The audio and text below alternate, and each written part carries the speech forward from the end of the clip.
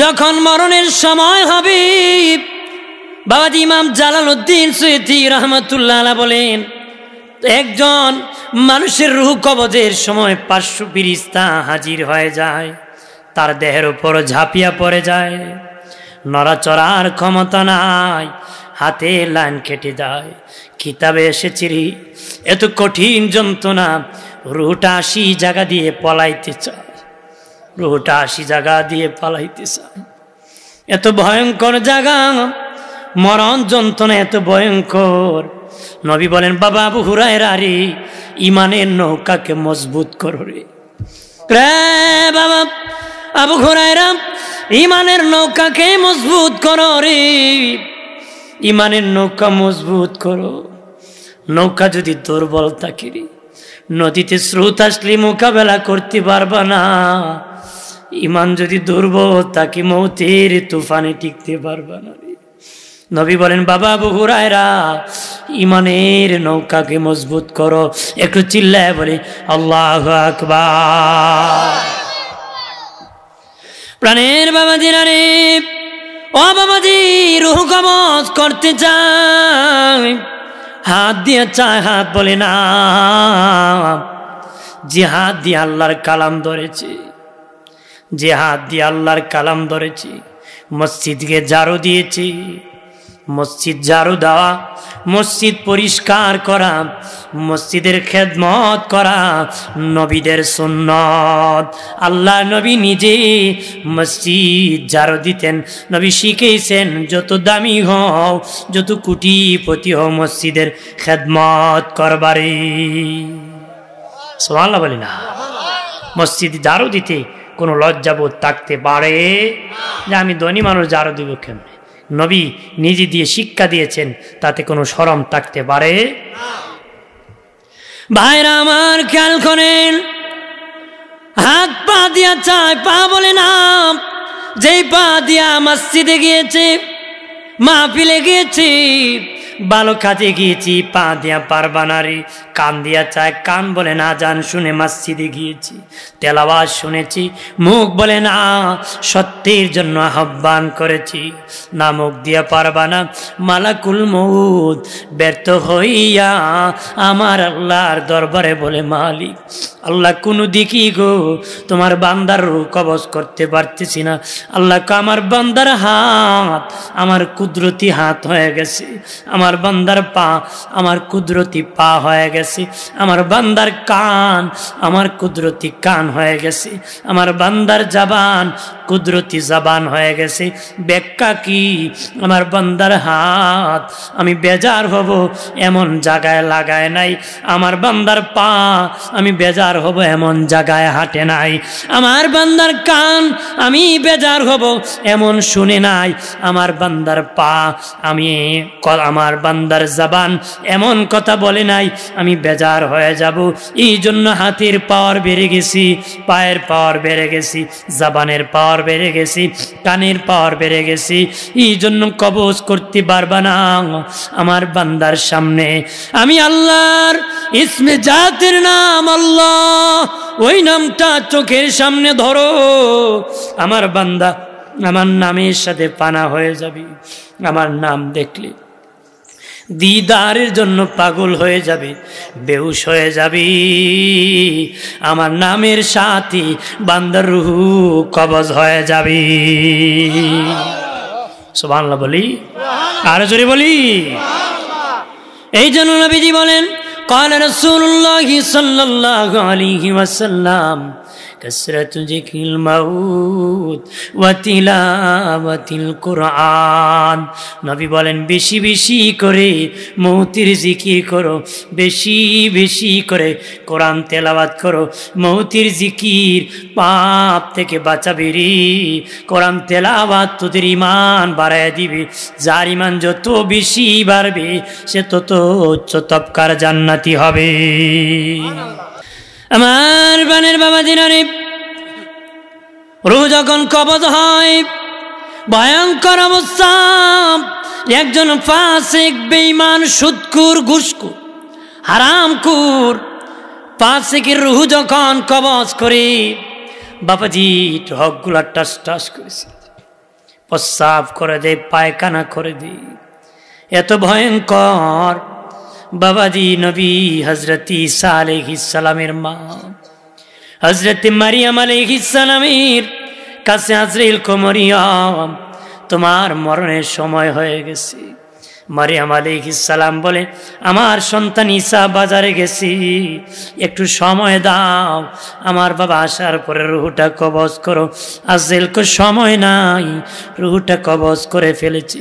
ঈসা নবী আসিয়া দেখি মার নড়া নাই, কথা নাই, দেখে ইন্তেকাল হয়ে গেছে। আল্লাহকে বলে, ও মালিক, আমার মা ইন্তেকাল হয়ে গেছে। আমার মা বাবার আদরও আমারে দিছে, মায়ের আদরও আমারে দিয়ে বড় করছে। মা কিছু না বলি বিদায় হয়ে গেছে গো, আমি আমার মায়ের সাথে কথা বলতে চাই। ঈসা নবীকে আল্লাহ মুজিজা দিয়েছিলেন, মুর্দারে জিন্দা করতে পারতেন। উনি ওনার মাকে জিন্দা করে কয়, মা বল গো, মরণ যন্ত্রণা তোমার কেমন হয়েছে? ঈসা নবীর মা বলে, এ বাবা ঈসা, মরণ যন্ত্রণা কেমন হয়েছে বলি রে, এত কঠিন মরণ যন্ত্রণা আমার হয়েছে রে। একটা জিন্দা মানুষকে যদি উল্টা লটকায়া পা থেকে যদি তার চামড়াটা ছিলায়, লবণ আর মরিচ লাগায়, টানিয়া টানিয়া নিচের দিকে যদি আনে, ওরে বাবা ঈসা, এর চেয়ে আমার বেশি কষ্ট হয়েছে। ঈসা নবী কো, আজরাইল, আমার মারে তুমি এত বড় কষ্ট দিল। আজরাইল বলে, নবী, আমার নবী ঈসা নবী, আমি আপনার মাকে কষ্ট দিই নাই গো, আমি নিজেই আপনার মার রূহ কবজ করছি। ফাসেকের রূহ কবজ করতে আমি আসি না, আমি ইমানদারের রূহ কবজ করতে দুনিয়া আসি। আপনার মাকে কষ্ট দেই নাই। কষ্ট না দিয়ে যদি এত কষ্ট হয়, না জানি আমার আপনার মরণ কেমনে হয়, কত ভয়ঙ্কর মরণ হয়, না জানি রে কি বিপদে পড়েছে।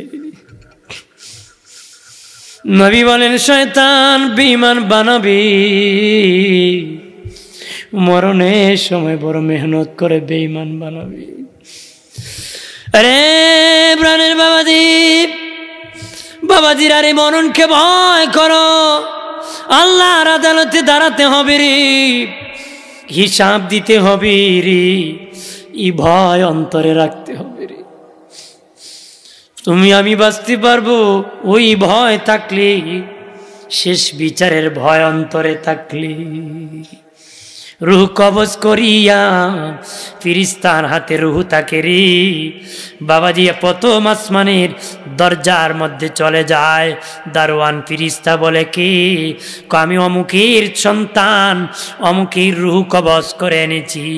ফিরিস্তা বলে, আল্লাহ লিস্টি খাতা দিয়েছে, যদি জান্নাতি হয় অনুমতি আছে, জাহান্নামী হলে অনুমতি নাই। জাহান্নামী হলে কি অনুমতি নাই। লিস্টি দেখে বলবে, হ্যাঁ আমার আল্লাহ বলেছে এমন জান্নাতি আসলে যেন আমি দেরি করি না রে। টাস করে দরজা খুলে দেওয়া হবে বাবাজি, সব দরজা খুলে যাবে রে, জান্নাতের দরজা খুলে যাবে, রুহ জান্নাত ঘোরাবি, আসার সময় টেবিল থাকবে, ডায়েরি খাতা থাকবে, মালাকুল মউত নিজ হাতে জান্নাতীর নাম ডায়েরিতে উঠাবে। আর গুনাহগারের রুহ লইয়া প্রথম আসমানের দরজায় যখন যাবে, নাম নিয়ে বলবে, না নাম, ওরে আজরাইল, আল্লাহ নিষেধ করেছেন এমন ফাসেক আসলে যেন দরজা খুলি না রে, অনুমতি নাই। রুহু নিয়ে আজরাইল জমিনে আসবে। এই জমিনের দরজা আছে বাবা, জমিনের 6 মাইল পর্যন্ত নরম মাটি, এরপরে যাওয়া যায় না। তামার পাহাড়, সীসার পাহাড়, লোহার পাহাড়, 28 মাইল নিচে সিজ্জিন, তারপরে জাহান্নাম। ওই জাহান্নামের দরজা খুলে যাবে, রুহ লইয়া জাহান্নামের ভিতর ঢুকবি, রুহ জাহান্নামে ঘোরাঘুরি করবি, রুহ নিয়ে জমিনে আসবি, ঘোরাঘুরি করবে। কেউ বাঁশ কাটতেছি, কেউ কবর খনন করতেছি, কেউ কান্না করতেছি, কেউ বাজার থেকে কাফন আনতেছি, কেউ আবার লাশকে গোসল দিতেছি। আম্মা জান আয়েশা সিদ্দিকা রাদিয়াল্লাহু তাআলা আনহা আল্লাহ নবীকে বলেন, নবীজি, ও মায়ের নবীজি, মানুষের ইন্তিকালের পরে সবচেয়ে বেশি যন্ত্রণার সময় কোনটারি? সকলেই খেয়াল করে শুনে নাও, সকলের সামনে মরণ, এই কষ্টটা আছে। মা আয়েশা বলেন, নবীজি, মানুষের ইন্তেকালের পরে সবচেয়ে বেশি যন্ত্রণার সময় কোনটা? নবী কয়, ইন্তেকালের পরে দাফনের আগে 3টা যন্ত্রণা আছে। 1 নম্বর যন্ত্রণা হলো যখন ইন্তেকাল হয়ে যাবি, তার ছেলেরা বাবার যখন লুঙ্গি টানিয়া টানিয়া খুলবেরি, গেঞ্জি কেসি দিয়া কাটবিরি, গেঞ্জিগুলা কেসি দিয়া কাটবি, লুঙ্গি টানিয়া টানিয়া খুলে ফেলবি। নবীজি বলেন, তখন মুর্দার রূহ চিৎকার করে কান্না করবি আর বলবি, বাবা, আমি তো জীবনে আর লুঙ্গি পরবো না রে, এই গেঞ্জি গায়ে দিব না, এই পাঞ্জাবি পরবো না, কিছুক্ষণ সময় গেঞ্জি লুঙ্গিটা পরতে দাও। আলমিরাতে অনেক লুঙ্গি আছে, অনেক পাঞ্জাবি আছে, অনেক গেঞ্জি আছে, কোনোদিন বাবা পরবো না, কিছুক্ষণ সময় পরতে দাও। নবী বলেন, পৃথিবীর মানুষ কেউ মানে না, টানিয়া টানিয়া খুলে ফেলবি, কিসি দিয়া কেটে ফেলবি রে। ইন্তেকালের পরে 1 নম্বর যন্ত্রণা, একটু চিল্লায় বলি আল্লাহু আকবার।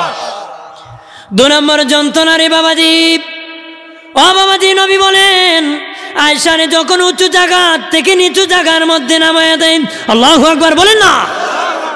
আমিরুল মুমিনিন খলিফাতুল মুসলিমিন ওমর ইবনুল খাত্তাব বলেন, পৃথিবীর মানুষ, তোর বাবা মরে যাক, মা মরে যাক, নিচু জায়গার মধ্যে নামাই দিস না রে।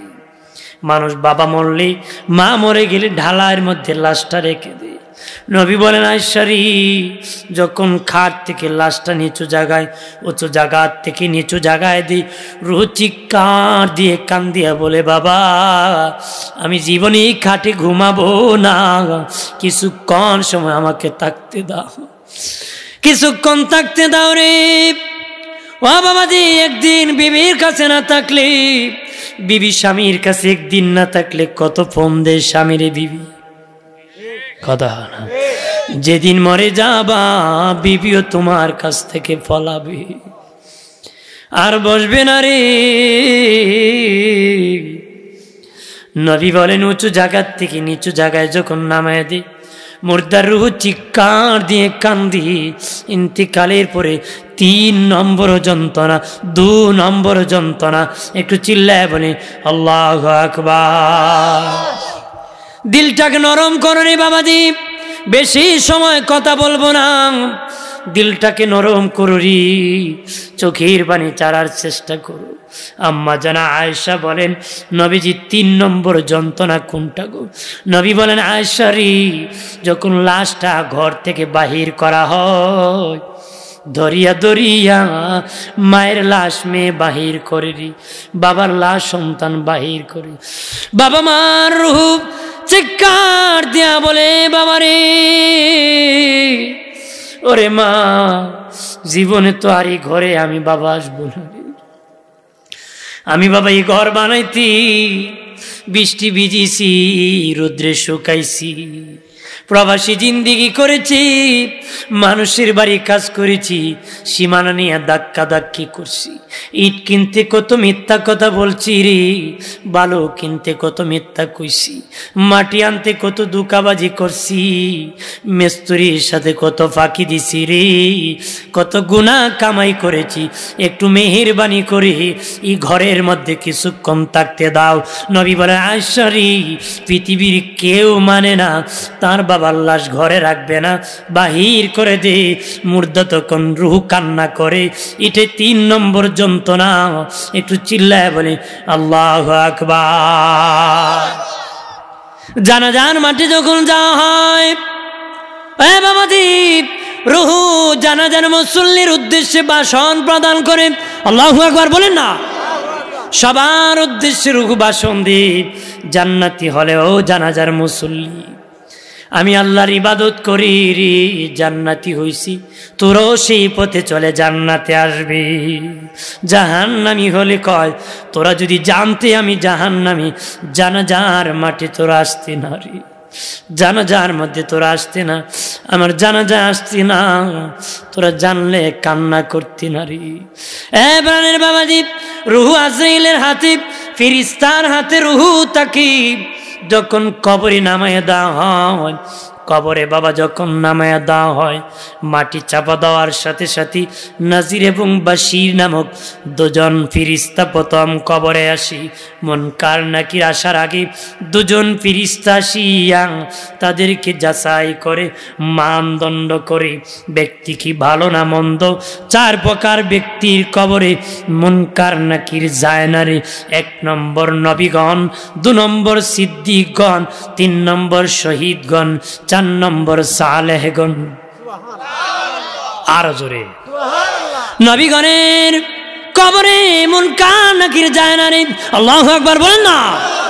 2 নম্বর সিদ্দিক সত্যবাদী সাহাবীরা, হযরত ওমর ইবনুল খাত্তাব রাদিয়াল্লাহু তাআলা আনহুর ইন্তেকালের পরে একজন সাহাবার সাথে স্বপ্নে দেখা হয়েছে। বলেছিল আমিরুল মুমিনিন কবরে কি মুনকার নাকি আসছিল নাকি? উনি আসছিল ঠিক, কোনো প্রশ্ন করে নাই।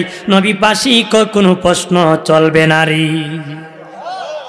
3 নম্বর শহীদ, শহীদের কবরে মুনকার নাকি যাবে না।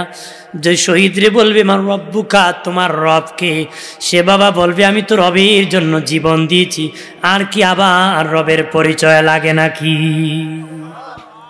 আরো কি রবের পরিচয় লাগে নাকি? রবের জন্য জীবনই দিছি, আবার রবের পরিচয় ধরা নাই। 4 নম্বর শহীদগণ সালেহগণ। 4 নম্বর বাবাজি, তাদের কবরে মুনকার নাকি যাবে না। বাবাজি, ওই 2 জন ফেরেশতা যাচাই করবি রে। সুন্নতি লেবাস যদি থাকে, কিতাবে এসেছে দাড়ির কারণে কবরের আযাব মাফ হয়ে যেতে পারে। সুবহানাল্লাহ। তারা দেখি বলবে এটা সুন্নতি লিবাস, দরকার নাই, ও জান্নাতি। দাড়ির কারণে কবরের আযাব মাফ হয়ে যেতে পারে। মান কাতা লিহিয়াতি, যে আমার দাড়ি কাটলো, কান্নামা কাতা উনকি, রাসূল বলে সে যেন আমার ঘাড় কেটে দিল। নাউযুবিল্লাহ, জোরে কার। যারা দাড়ি কামায় এরা মনে মনে আল্লাহ তুমি পুরুষ না মানে মহিলা বানাইতে বলা আছে, কারণ এই যন্ত্রণার বালা লাগে না। প্রতিদিন সফান সফান নাড়তে হয় না, মহিলার তো আর দাড়ি, এই জন্য মহিলা হইতে চায়। আপনার কোন দাড়ি হলো পুরুষত্বের লক্ষণ, নারী পুরুষের পার্থক্য। দাড়ি হলো বাহাদুরির লক্ষণ। এই জন্য বনের রাজা সিংহের মুখেও দাড়ি আছে, কথা হয় না। দাড়ি কি বাহাদুরির লক্ষণ, এটা নারী পুরুষের সেপারেট, পুরুষত্বের লক্ষণ। মারহাবা বলি আমার বনের বাবাদীপ। বাবাদীপ মুনকার নাকি আসিয়া 3টা প্রশ্ন করবি রে। অন্য হাদিসে আসছে 1টা প্রশ্ন করবি অথবা 3টা প্রশ্ন করবি রে। যারা উত্তর দিয়ে দিবি আমার আল্লাহ তাদের কবর জান্নাতের বাগান বানায় দিবি। কবর তো কবর নয়, কবর জগৎ আমার আল্লাহ বানায় দিবি। কবর জগৎ হয়ে যাবি রে, বিশাল বড় হয়ে যাবে, একটা জগৎ হয়ে যাবে। জান্নাতি পোশাক পরায় দেওয়া হবে, লেবাস পরায় দেওয়া হবে, বিছানা বিছায় দেওয়া হবে। দোলা মিয়া যেমন বাসর করে ঘুমায় যায় তেমনি ঘুমায় যাও। কতদিন ঘুমাইবা? ইয়াউমাল কিয়ামা, কিয়ামত পর্যন্ত ঘুমাইতে থাকো। কদিন ঘুমাইব? কিয়ামত। যেদিন কিয়ামত হয়ে যাবে রে, ওই জান্নাতি রাগ হয়ে উঠবে, বলবে একটু আগে ঘুমালাম, বাসর ঘরের কথা কেন বলেছে বাবাজি?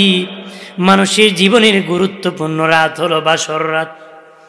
রাত কেমনে পোহায় মানুষ টের পায় না রে। বাবাজি কেউ যদি দরজায় নক করে মেজাজ গরম করে, টেলিফোন করলে ফোন অফ করে, বাবাজি মেজাজ গরম করে তার সময় পাস হয়ে যায়, টের পায় না। ঠিক জান্নাতি কবরে কেমনে তার সময় পাস হবে টের পাবে না রে, টের পাবে না। তবে জানিয়া রাখো কতদিন ঘুমাতে হবে রে। সর্বশেষ যেই লোকের রুহু কবজ করা হবে ওই লোকটা, তারপরে কোনো মানুষ নাই, সর্বশেষ যার রুহু কবজ করা হবে সেই লোকটা মাটির নিচে 40,000 বছর ঘুমাতে হবে। আমি আপনি কত বছর দিয়ে ঘুমাতে হবে এটার কোনো ঠিক। আর যদি বেঈমান হয়ে থাকে, পাশে গুনাহগার, বাবাজি উত্তর দিতে পারবে না রে।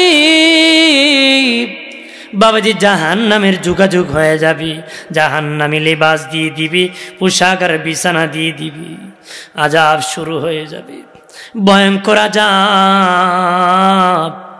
একজন অন্ধ ফিরিস্তা মোটা একটা বেন্দা নিয়ে কবরে আসবি, মোটা একটা গদা নিয়ে কবরে আসবি, একটা বাড়ি মারবি, 70,000 গজ নিচে দেবে যাবে, আবার টান দিয়ে উঠাবে, আবার বাড়ি মারবি, আবার উঠাবি, আবার বাড়ি মারবি। দিনের নবী বলেন বাড়ির চুটি সেঁধে দেবে যাবি, চিৎকার করবি, এমন চিৎকার করবি রে দুনিয়ার মানুষ ওই চিৎকারের আওয়াজ যদি শুনতো রে, মানুষ পাগল হয়ে ঘর বাড়ি ছাড়িয়া দৌড়াতে থাকতো রে। কিন্তু মানুষ আর জিন শুনে না, সব প্রাণী শুনতে পায়। একটু চিল্লায় বলে আল্লাহু আকবার। রে প্রাণের বাবাজি, বাবাজিরা রে খেয়াল করেন ভালো করিয়া বাবা, অদুস্থ বুজুর্গরা কবর সবাই রে চাপা মারবে, সব রে চাপা দিবি, বেঈমানকেও চাপ দিবি, মুমিনকে গুনাহগারকেও চাপ দিবি, আল্লাহর ওলিকে কবর চাপ দিবি। আল্লাহর ওলি কবরে গেলি মা যেমন ছেলেকে চাপ দিয়া কোলে উঠায়, মহব্বত করে বন্ধু বন্ধুরে জড়ায় ধরে, আল্লাহর ওলি কবরে যা মারতি দুপাশের মাটি ভালোবেসে চাপ দিয়া ধরবি। একটু চিল্লায় বলি আল্লাহু আকবার। আর গুনাহগার কবরে গেলে, ইমানদার গুনাহগার কবরে গেলে ওই পরিমাণ চাপ দিবি, যে পরিমাণ চাপ দিলি বাবা জীবনের গুনাহ কমা হয়ে যাবে, জীবনের গুনাহ কমা হয়ে যাবে। এই পরিমাণ চাপ দিয়ে গুনাহ আল্লাহ মাফ করে দিবি। নবীজি বলেন আমার একদল উম্মত জাহান্নামী হয়ে কবরে ঢুকবে, হাসরের মাটি জান্নাতি হয়ে উঠবে। তারা কারা? যারা নেক আওলাদ রেখে গিয়েছি, আওলাদরা তার জন্য দোয়া করেছি, সব কবরে যেতে যেতে তারা জান্নাতি হয়ে যাবে। কাফেরকে কবর চাপ দিবে রে, ডান দিকের হাড় বাম দিকে যাবে, বাম দিকের হাড় ডান দিকে যাবে। প্রথম রাত্রে মায়ের যে দুধ খেয়েছিল সেটা পর্যন্ত বের হয়ে যাবে।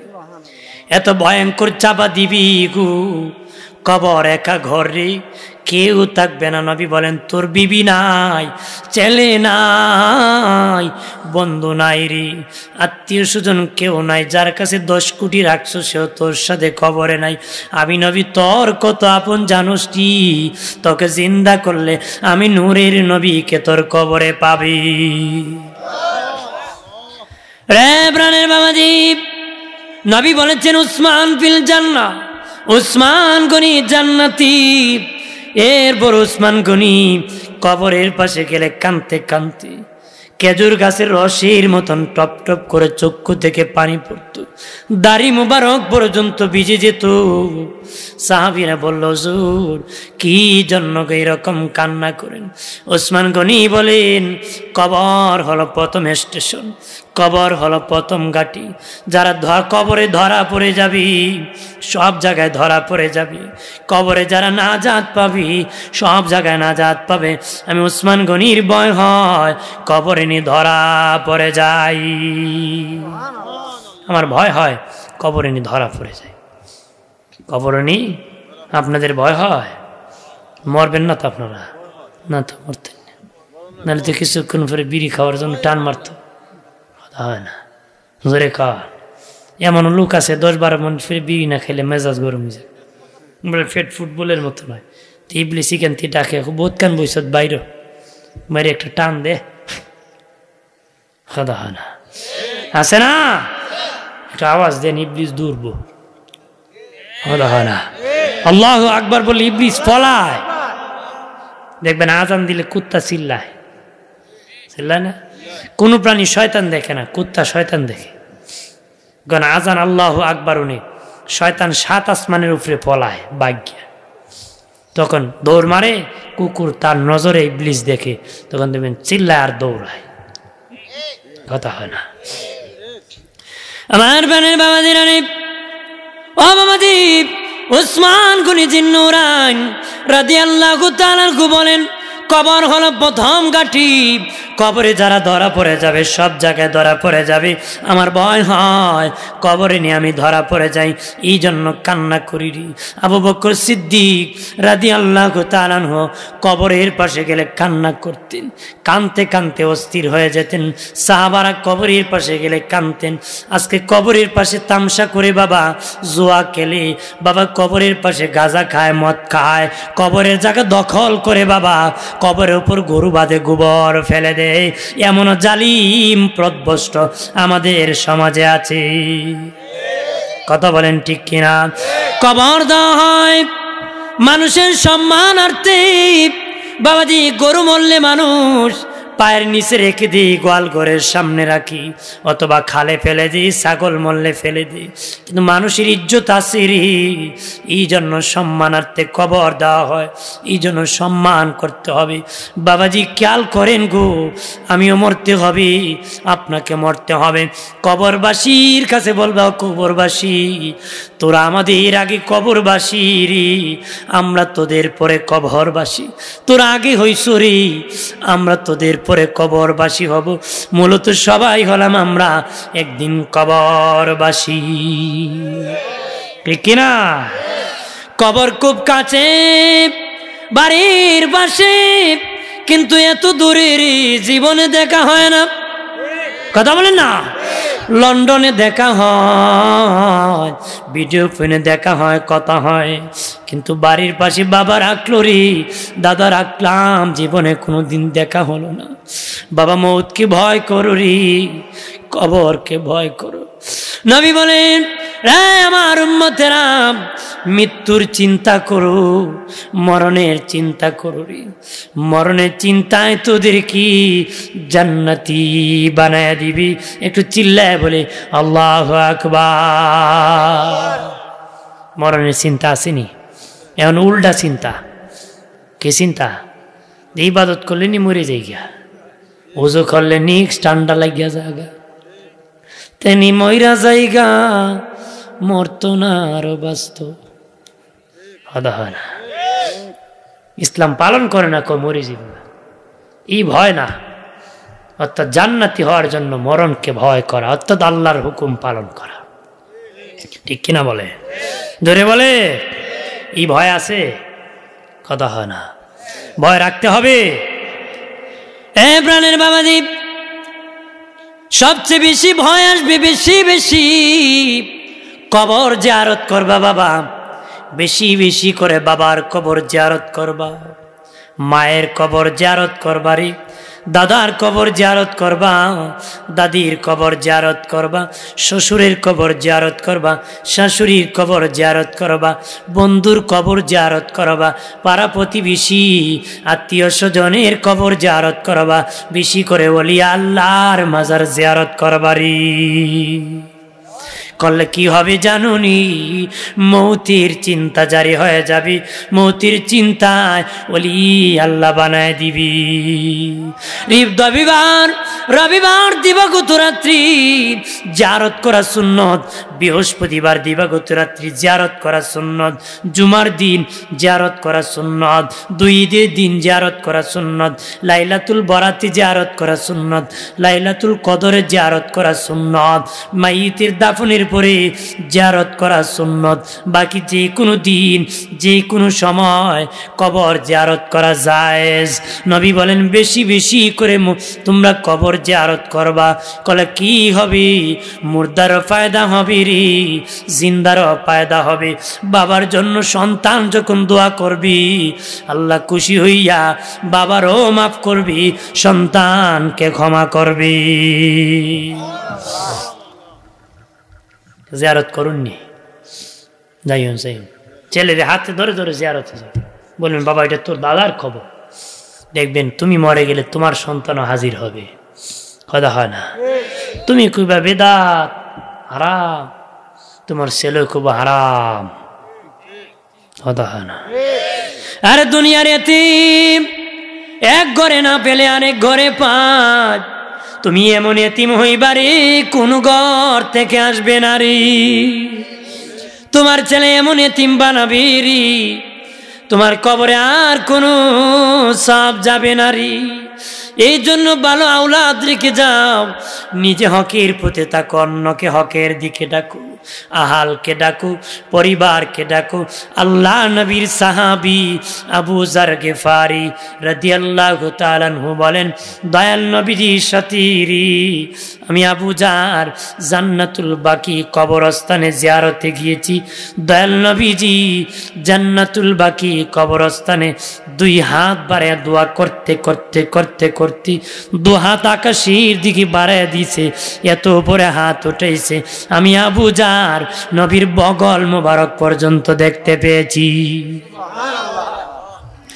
আবু যার গিফারি বলেন, নবীজি জান্নাতুল বাকিতে এমন কান্না দিয়েছি যে কান্নার কারণে সবাই জান্নাতি হয়েছে। তখন আমি আবু যার বিশাল কান্না করেছি। কান্না করতে করতে জান্নাতুল বাকিতে তাকাইলাম, একটা ভাঙ্গা কবর নি দেখা যায় রে। একটা ভাঙ্গা কবর যদি পাইতাম ওই কবরের ভিতর আমি ঢুকে যেতাম রে। ঢুকলে আল্লাহর নবীর দোয়া আমি আবু যারের ব্যাপারে নসিব হয়ে যেত। শেষ কথা বাবাদীপ, আম্মা জান আয়েশা বলেন একই কম্বলের নিচে ঘুমাতাম। একদিন দেখি নবী নাই, নবী আমার হুজরার মধ্যে নাই। ভাবলাম মনে হয় অন্য বিবির হুজরায় নবী আছেন। তালাশ করে দেখি কোনো বিবির হুজরায় নবী নাই রে। ভাবলাম মাঝে মধ্যেই নবী জান্নাতুল বাকি কবরস্থানে যান, মনে হয় নবী জান্নাতুল বাকিতে গিয়েছেন। যায় দেখি নবীজি অন্ধকার রাত্রিতে দুই হাত বাড়ায়া কান্না করতেছে জান্নাতুল বাকিতে, আর বলতেছে ও আল্লাহ কিয়ামতের দিন আমি রাসূলকে না জিজ্ঞাসা করে একটা উম্মতকে জাহান্নামে দিও না গো, একটা উম্মতকে তুমি জাহান্নামে দিও না। এইভাবে নবী কান্না করতেছেন। মা আয়েশা বলেন দোয়া যখন শেষ প্রান্তে চলে আসলো, আমি আয়েশা বুঝতে পারলাম দোয়া শেষ হলে নবী থাকবেন না, হুজরা চলে আসবেন। আগে আগে হাঁটি আসিয়া কম্বল গায়ে দিয়ে আমি শুয়ে থাকলাম। নবীজি আসিয়া দেখেন মা আয়েশা বড় বড় শ্বাস ছাড়তেছে। নবী বলেন আয়েশা রে তুমি চমৎকার চালাকি চিনো রে, কিছুক্ষণ আগে জিয়ারতে আমার পাশে ছিলা, এখন বুঝি ঘুমায় আছো বুঝাইতেছ রে। আম্মা জান আয়েশা কম্বল ফেলে দি মুস্কি হাসি দিয়া বলেন নবীজি ও মায়ার নবীজি আমি আপনার পাশনে জিয়ারতে ছিলাম, অন্ধকার রাতে কেমনে দেখলেন গো? নবী বলেন আয়েশা রে তুমি কি আমাকে অন্য নবীদের মতন মনে করো নাকি? অন্য নবীরা দিনে দেখলে রাত্রে দেখতো না, তারা সামনে দেখলে পিছে দেখতো না, ডানে দেখলে বামে দেখতো না। আমি রাসূলুল্লাহ দিনে যেমন দেখি রাত্রে তেমন দেখি, সামনে যেমন দেখি পিছনে তেমন দেখি। ফারাইতু মাশারিকাহা ওয়া মাগারিবাহা, পৃথিবীর পূর্ব প্রান্ত থেকে পশ্চিম প্রান্তে যত কিছু হয় আমি রাসূলুল্লাহ সব দেখতে পাই। আম্মা জান আয়েশা বলেন নবীজি অগমায়া নবী বড় কান্নাকাটি করে দোয়া করেছেন। আল্লাহকে কোনো ভালো সংবাদ আপনারে জানাইছিনি গো। নবী বলেন আয়েশা রে, আমার আল্লাহ দুইটা ভালো সংবাদ আমারে জানাইছে।